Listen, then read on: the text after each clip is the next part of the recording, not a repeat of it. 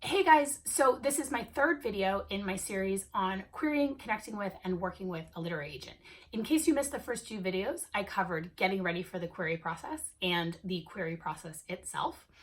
Today I'm going to be talking about what questions to ask a literary agent once you actually have an offer of representation.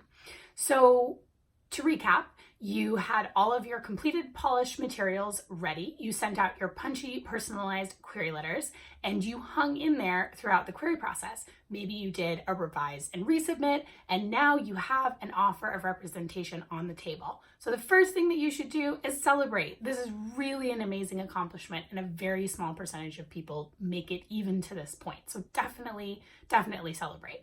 So once you're done drinking your champagne, it's time to let any other agents that you have been talking to know that you have an offer of representation on the table. If there are folks that you still really want to hear from, this will probably move your manuscript to the top of their pile if they're interested, and it's just the polite thing to do.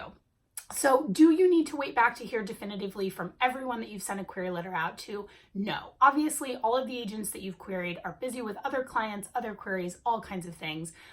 So I don't think you need to wait back to hear definitively. And maybe, as was in my case, you just have a really strong gut feel that the agent that you have an offer from already is going to be the one. So what happens after you get that offer? So hopefully you've already done your basic research. You know that this person comes from a reputable agency, that they sell books in your genre, that kind of thing. But this is a good time for a deep dive. So find out what recent deals they've done, if they're active on social media, did they once go on a bender and leave all of their clients in the lurch? That is a true story. And definitely talk to this agent about some specifics. So what is their vision for not just this book, but your career, your next book?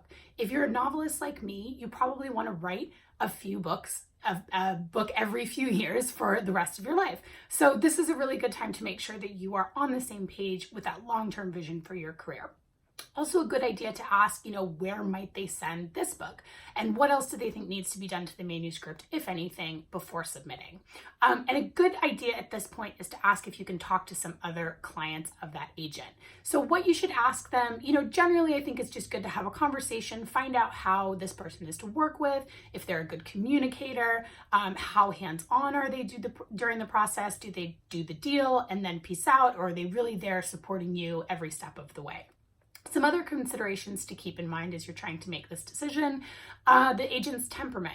Agents are all human beings, they're all different. Some of them are bulldogs and they will really get in there and, hammer away at a publisher if need be. Some are more sort of diplomatic peacemaker types, and neither ends of the spectrum is wrong.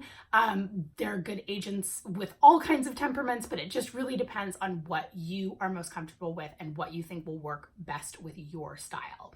And also I think you can ask some nuts and bolts questions here, things like how do they handle subrates? So if you're with a really big agency, something like a CAA or an ICM, they probably handle everything from film and television to foreign rights in-house, but a lot of other agents work with co-agents to get those parts done.